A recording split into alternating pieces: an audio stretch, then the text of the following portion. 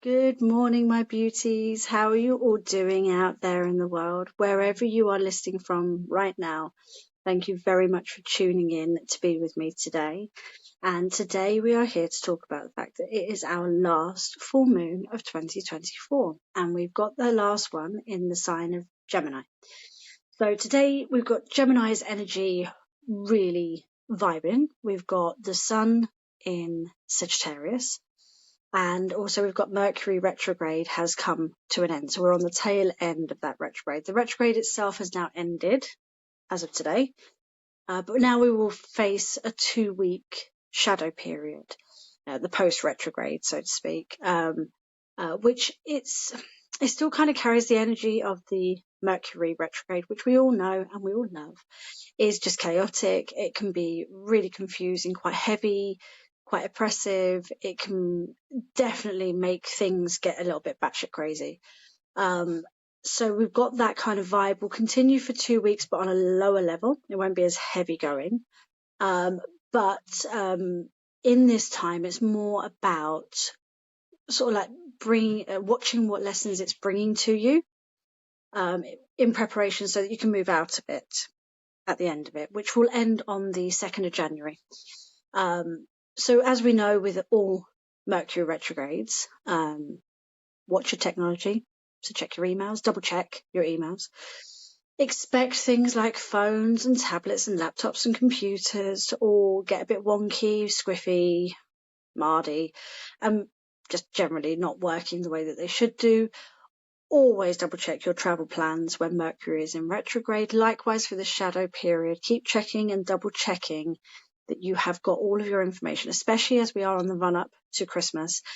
And if the shadow period doesn't end until the 2nd, you have got both Christmas and New Year's in this period. So if you are traveling over that period at all, even if it's just down the road to see a friend, double check everything. Double check the oil and tire pressure on your car. Double check the traffic reports. Double check everything, please. So Gemini is also quite connected to day-to-day travels because it kind of governs day-to-day travel. So we've got Gemini is governing that area, this wonderful, curious, adaptable energy. And then we've got Mercury retrograde's shadow period coming up from underneath, kind of screwing with it. So just make sure that you are double checking, you're really thinking. Easier said than done when we are so busy and moving at such a fast pace, but just keep it in mind. Double check everything that you do for the next couple of weeks until we get into January. So Gemini itself, we've got the fact that it's this wonderful air sign. It's curious and intellectual and very sociable. And then we've got the fact that it's a mutable sign. So it is greatly adaptable, ready for change, flexible, wonderful energy that comes off of it. Then you've got Gemini itself, this dual personality, the twins. You've got they are social butterflies, and they can do kind of more than one thing at once. They can feel and think more than one thing at once. So do expect to have those kind of moments where you love something, but you're frustrated by it, or can't think of another example, but yet expect this kind of dual vibe where you may feel more than one thing about one thing, and that's fine. I mean, they are eloquent communicators and they've got really quick wit about them, so you might find that this time is a really great time to work on those communication skills, especially when we've got Mercury's retrograde shadow period, because that's a time to be careful of what you're saying. Think before you speak. Really, be careful what you say, because sometimes because of that shadow, it can come out wrong, or maybe it comes out right, but it's quite upsetting or offensive. Maybe it's not quite what you wanted to say out loud. So use and be guided by the Gemini quality of being an eloquent communicator, unlike myself apparently. But just go with the fact that it's a really good communication sign. So if you have got something that you need to say that probably isn't going to go down too well, think Mercury. Am I really going to say this? Do I want to say this? Be careful before I speak. Think before I speak. And if so, use Gemini's communication skills to really say what it is that is your truth, but in a compassionate, loving, from a loving space kind of way. So then we've got the sun over in Sagittarius, which is also a mutable sign. So we've got this lovely adaptability, this lovely change, acceptance of change, and so on, just like Gemini. So you've got this double whammy, which when we go through Christmas and we go through New Year and we go through changing of the year and so on, I do feel that we need this ability to change because we need to flow with it. So if you are like me, I'm a Taurus, I'm actually not a mutable sign. I am a fixed sign. Everything about Taurus, including the fact that it's a fixed sign, is it's very rooted, like I don't like change. I am not intended to like change. I am stone. I am your solid ground. I am here. I will always be here kind of thing. So for people like me, this is a really wonderful kind of double whammy of this adaptable, flowing, go with the flow, go with the change, don't fight the change kind of vibe that can be very useful at this time of year. So if you are a mutable sign like Sagittarius and Gemini, then this will be just wonderful for you. It will just be amazing. You will just be flowing all over the place. It will probably feel so natural and so exciting for you. It will just really peak for you. And for people like me, it will probably bring quite a lot of relief where, I normally fight the change. And sometimes that can create kind of its own form of anxiety around it because you're basically fighting with fear against something. So this lovely Gemini Sagittarius energy, this double whammy energy, is probably going to bring great relief to people like me and people that have my attributes, where it's probably going to make us feel quite relaxed into it. It will probably feel a lot easier than normal, so we probably won't be fighting against it. We may not go with the flow, but we definitely will have something in the middle ground, which I think will be absolutely wonderful. And then Sagittarius is also a fire sign. So we've got this kind of like this optimistic, this lucky, generous, witty, adventurous attitude coming off of Sagittarius as well, which again, I think you can admit when you're going into a new year, into a new era of you, this sort of vibe is like a wonderful energy coming off of it to give you all of that wonderful boldness that you need to just walk out into the world and be like, hey, this is me, this is my new self, and I'm going to take 2025 by storm.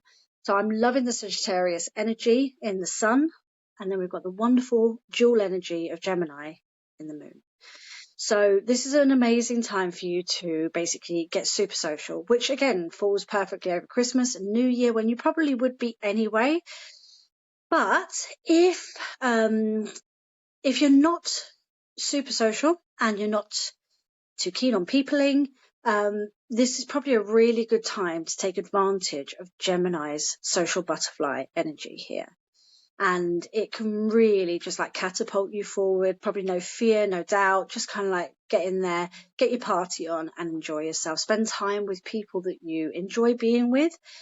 So when I say loved ones, it doesn't have to necessarily be family or anything like that. It's just people that you really enjoy being with, people that you kind of blossom when you are around.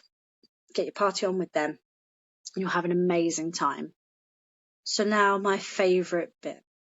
I think that we can all agree that we have really felt quite depleted, quite low, quite burnt out, overwhelmed, perhaps overthinking, very doubtful of ourselves, very doubtful of our decision-making process. Perhaps we've even been kind of batting back and forth between our decisions, really very unsure of ourselves. And I think that that's been going on for a while. So I actually at the moment probably couldn't say that I don't really know anyone. I don't think I know anybody that hasn't kind of at some point picked up that vibe. Now, this is quite literally the universe's way of just, it is sort of pushing down on us all. And it's saying that, you know, you need to move forward differently. You can't take all of this with you into the next year. You have to leave it behind. You have to let it go. You have to release it, but just saying, I release this anger, I release this frustration is not enough. You have got to physically do the work on yourself, in yourself, within yourself, to let that go so that you can rise up and be a higher, better version of yourself for 2025. So for a while now, I've noticed that people are feeling very down. They're feeling very blue. They're feeling very fed up. Perhaps they've had a lot of stuff happen to them over the last few months in particular. It's not so much about the whole year being a problem.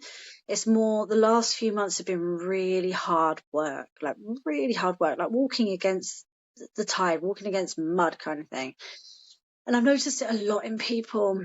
And this is kind of that point where we have to realize that we are actually being guided towards what we need to do before we leave this year, before this year is over, so that we don't start a whole new year just taking the same old shit from one place to the next.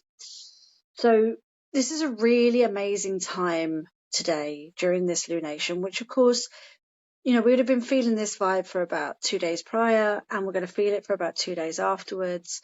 So it doesn't have to be spot on today if this is not possible for you. You have got a couple of days to do this in. But just take this time, this little period with this wonderful energy to really sink down and just pause and shift your perspective. So shift out of that burnout, depletion, overwhelm, overthinking kind of vibe, and work on things like your gratitude and your positives and your silver linings.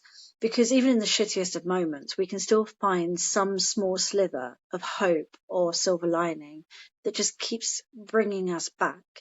So look back over your year, take time, take a pause, look back over the year. And I find it helps if you journal this stuff down. So just get a pen and paper and just write it out.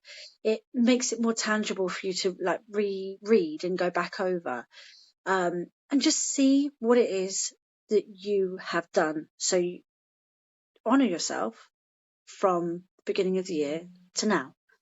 How have you changed? What have you accomplished? What have you done with yourself? What have you done with your year?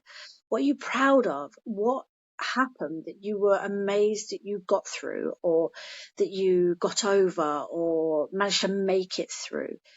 Because you can even have an amazing year and there will still be obstacles along the way. It doesn't all have to be doom and gloom. So honor yourself for what you have done in this year.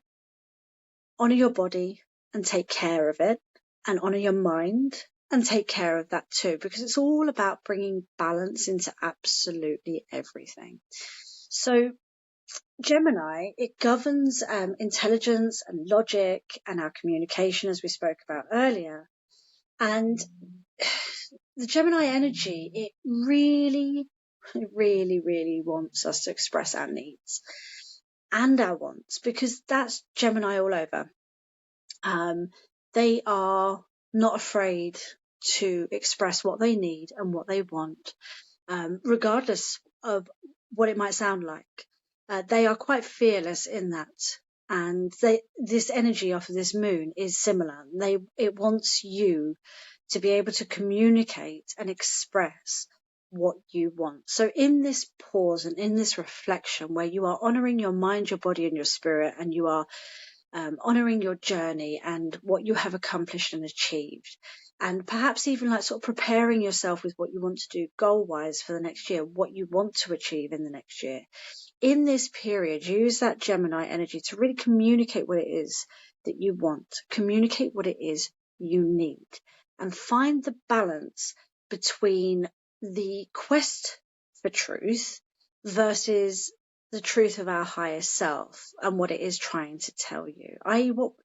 It's kind of what we think we need versus what we actually need. Because as we have learnt before, just because you want it doesn't necessarily mean it's actually serving your higher purpose or your higher self, or it's for your greater good.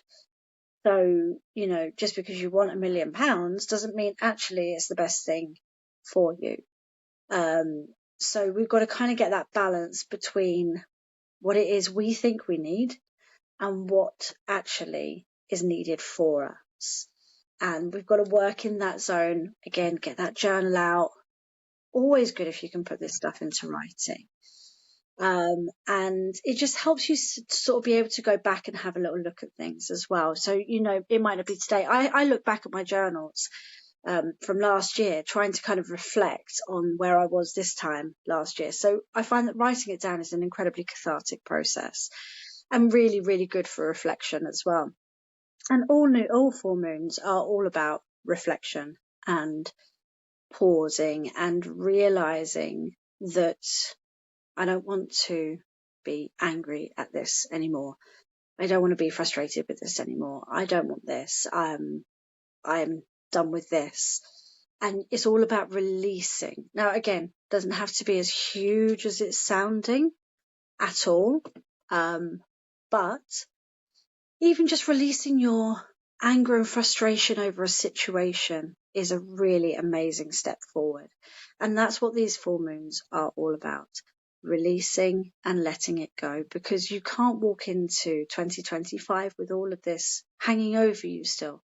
Breaking the patterns, breaking the bad habits, and changing your boundaries to actually fit your purpose and your needs is kind of the theme of this moon. You need to not drag that stuff with you. It's the old saying of you cannot expect different results if you keep doing the same thing. So I'm pretty sure I said that actually completely black to front, but you know exactly what I mean.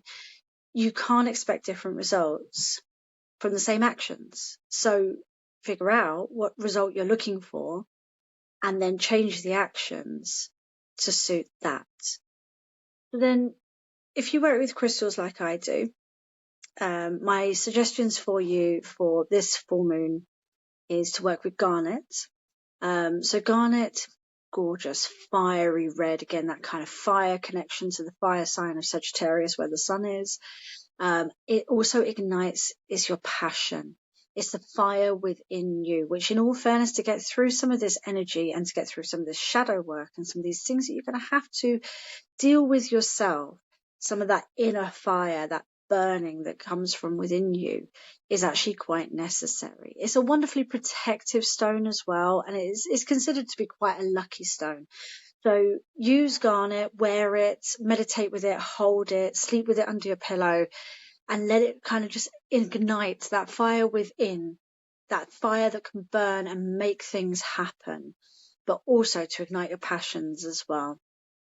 And then I would recommend working with rhodonite, great self-care crystal. I mean, it's just so cute, this little pink and black crystal. It almost screams self-care, like I'm going to take care of you kind of thing. And it enhances your communication skills, which again, we're back to that Gemini communication, you know, like it connects to that energy as well. And it's all about knowledge and increasing your desire for spontaneity and change. So it's a very good stone to work with that Gemini energy.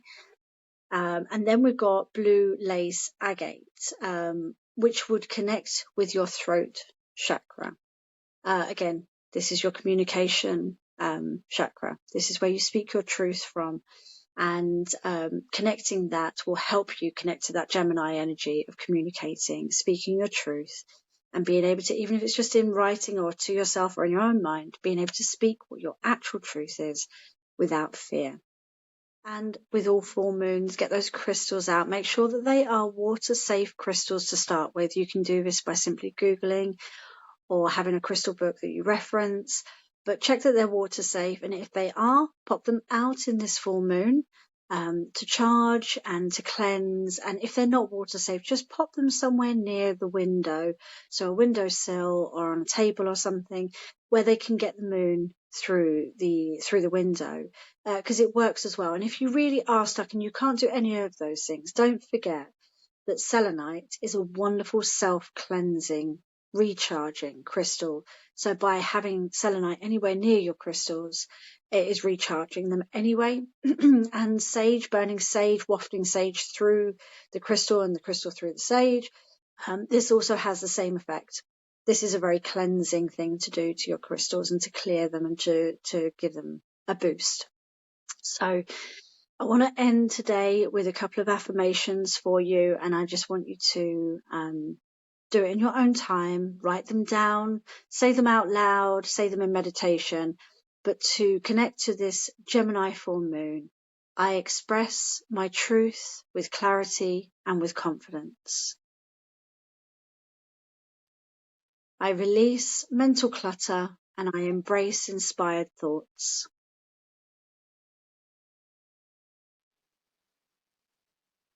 I balance logic and intuition, aligning with my higher self.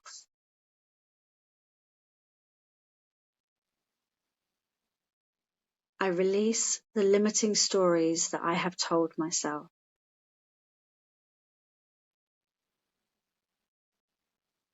And lastly, I embrace the truth of my infinite potential. And on that note, guys, I am going to love you and leave you.